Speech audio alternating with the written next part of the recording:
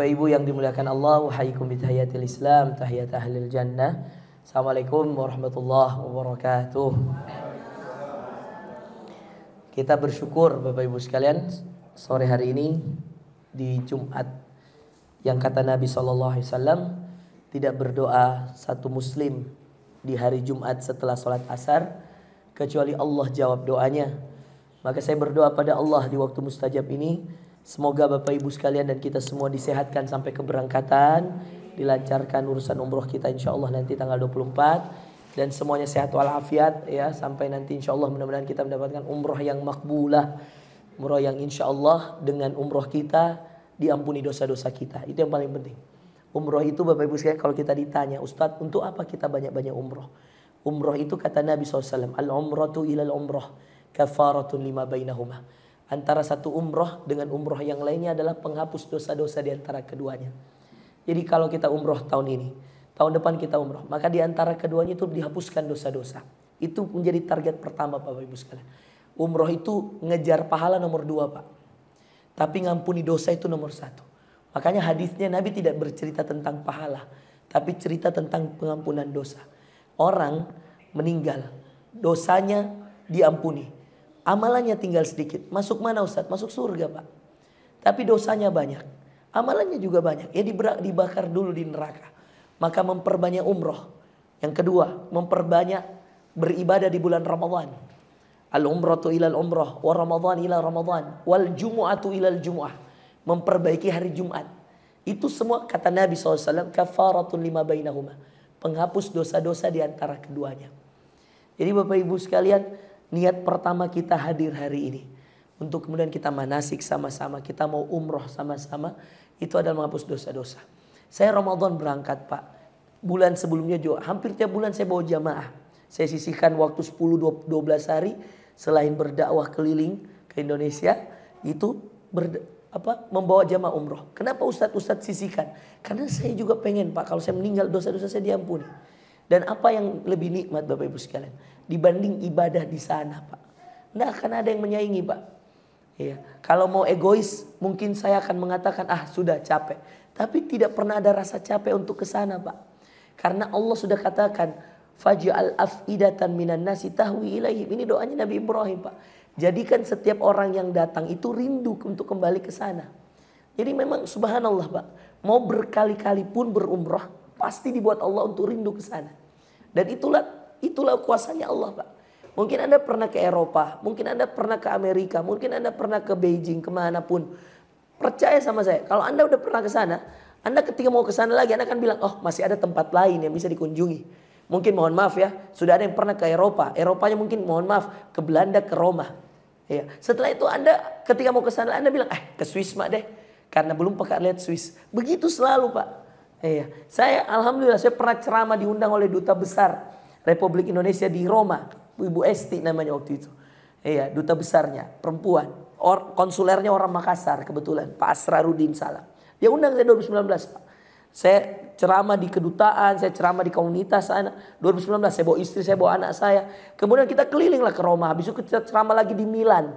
Dari Milan kita terbang balik ke Roma lagi. Habis itu kita terbang ke Paris. Kita ceramah lagi di Belgia, kemudian kita ke Belanda ceramah.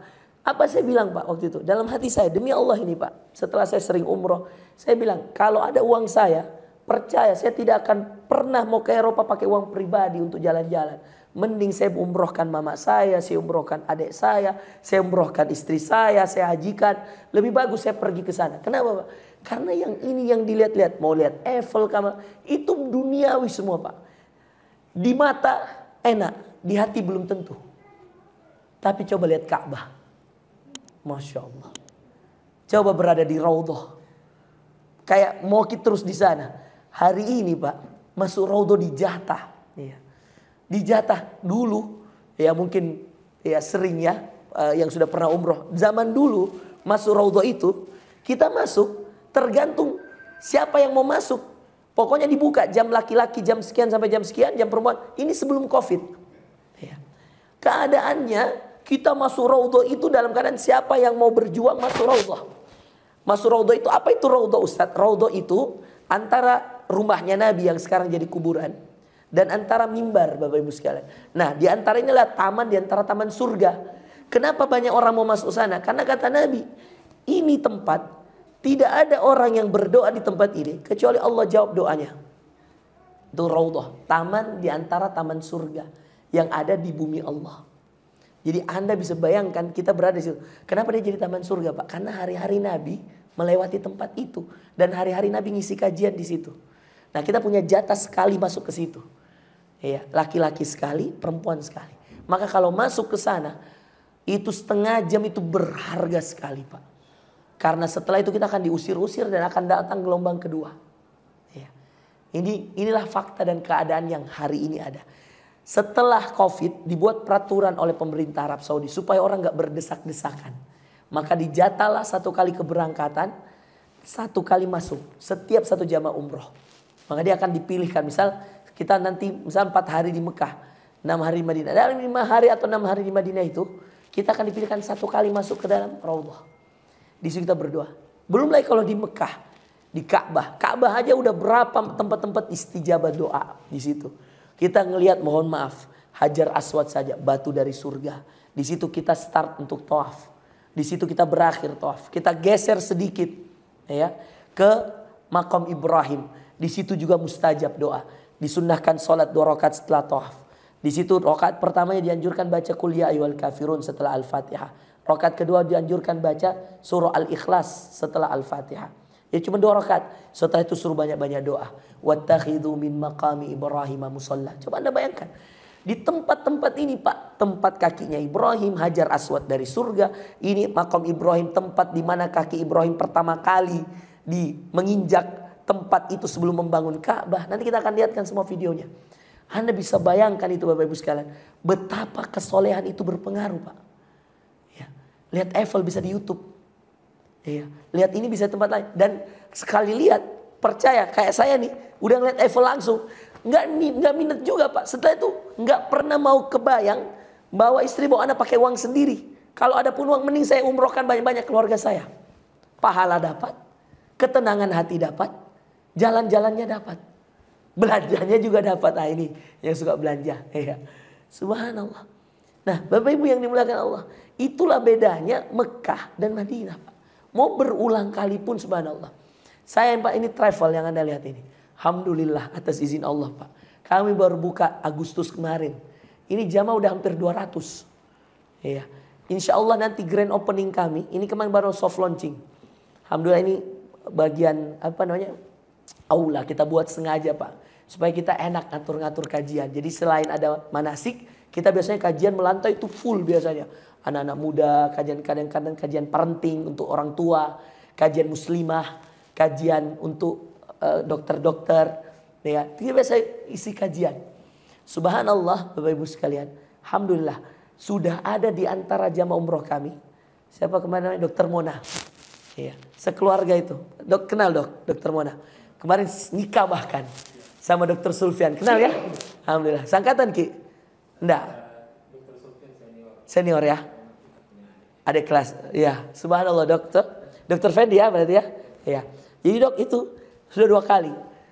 3 September ya Erik ya? 3 September keberangkatan pertama dia berangkat sama keluarganya. Kemarin lagi dia bawa lagi keluarganya. Artinya sudah 2 kali. Karena dia sudah tahu bahwa kita di sini nggak sekedar umroh, Pak, Bapak Ibu sekalian. Saya kalau Anda cuma mau umroh saja, mau datang berangkat umroh, lebih baik saya katakan gak usah ikut sama saya.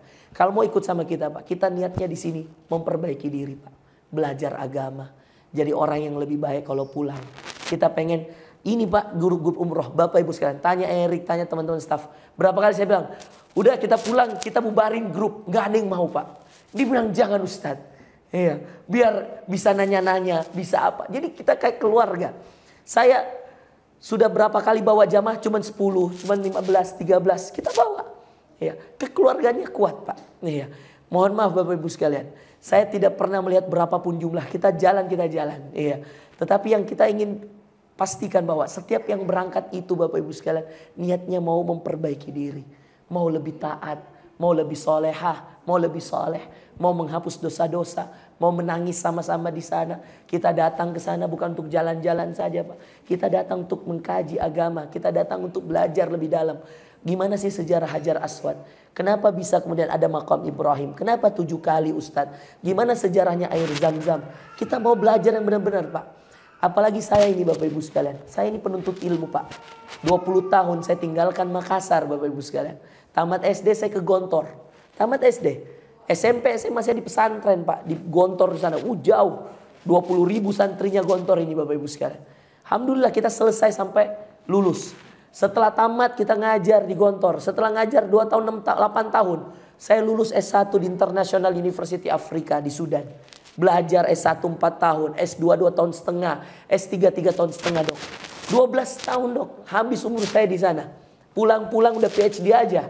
Iya. Lama baru ketemu mama saya.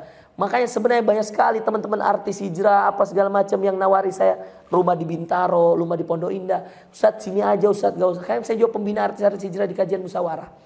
Banyak sekali Pak. Tapi saya bilang tidak, ada mama saya. Karena adik saya yang kedua itu ngejaga pondok saya di Jakarta. Saya punya pesantren Pak di Jakarta di Ciputat. Kemudian di sini juga ada pesantren saya. Selain travel saya punya 3 bisnis yang lain. Butik yang seperti saya pakai ini.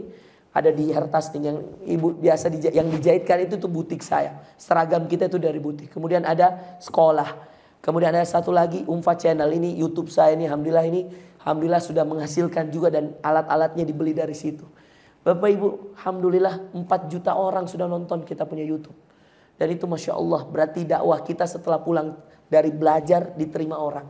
Sedangkan orang lain kita dakwahi apalagi jamaah umroh sendiri. Kenapa saya bikin travel Pak? Karena saya pernah punya pengalaman di travel lain. Subhanallah, ownernya menipu jamaah. Kita ustadz yang ditanya-tanya. Padahal kita tidak punya apa-apa, cuma bimbing jamaah. Iya. Dan subhanallah Pak, begitulah nasibnya kita ustadz. Kita bimbing jamaah, kita besarkan travelnya orang. Tapi kalau ada penipuannya, ada apanya, pasti kita dicari jamaah. Dikira kita yang punya dok. Ah, itu biasa begitu kasihan. Jadi saya sudah capek dengan seperti itu. Saya bilang, sudahlah. Bismillah, tawakalna Allah, kita bikin sendiri. Bisa kita atur sendiri. Kalau kita memang mau berangkat, kita bilang berangkat. Kalau tidak bisa, kita bilang tidak bisa. Itu sudah fair sekali. Kita bisa jujur apa adanya sama jamaah. Tidak bisa kembalikan uang. Selesai. Kita bilang bisa, kita berangkat. Kita tidak bisa, kita bilang tidak berangkat. Iya. Berapa ya Erik ya kemarin ya? Sempat kita kembalikan Pak. Mohon maaf Pak, kita tidak bisa berangkat karena kurang dari 10 orang. Kan biasa harus 10 orang ya Erik ya. Harus 10 orang minimal untuk satu grup. Kita tidak malu Pak berangkat. Tidak ada potongan sama sekali. Kita sampai akhirnya dia minta rekomendasi. Saya bilang yang mau berangkat dalam waktu dekat ini ada travel teman saya.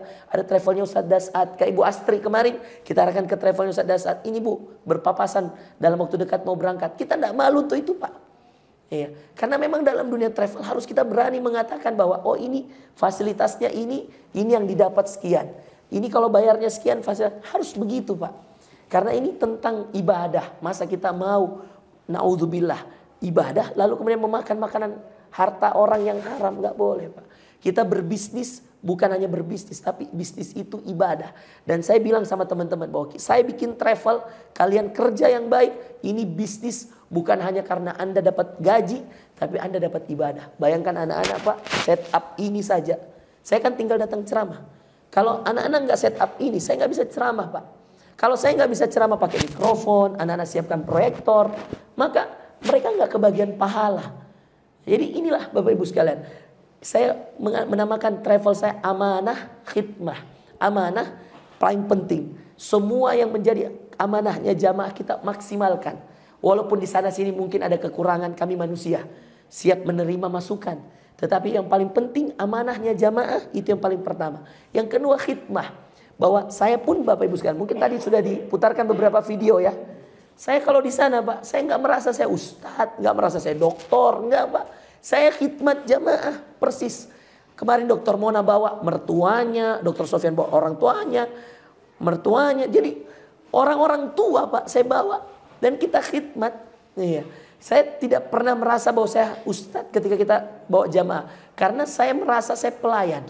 Saya merasa bahwa saya mengkhidmah Bapak Ibu sekalian. Jadi walaupun saya ustadz jangan segan-segan Bapak Ibu sekalian. Nanti kita akan ada grup. Ya, Bapak Ibu boleh bertanya apa saja. Nanti ada tim juga yang akan masuk grup. Saya juga akan memonitor yang ada di dalam grup nanti. Nah, baik Bapak Ibu sekalian. Saya tahu mungkin ada di antara kalian yang sudah pernah umroh sebelumnya. Tapi izinkan saya memanasikan dengan versi saya Pak, supaya mungkin dapat ilmu yang gratisan dari Sudan ya. Nggak perlu 12 tahun ke sana, ya kan? Jadi mungkin mohon tetap diperhatikan ya, walaupun mungkin ada yang sudah pernah umroh, tapi tidak apa-apa, dikosongkan dulu gelasnya supaya bisa menerima ilmu yang baru. Saya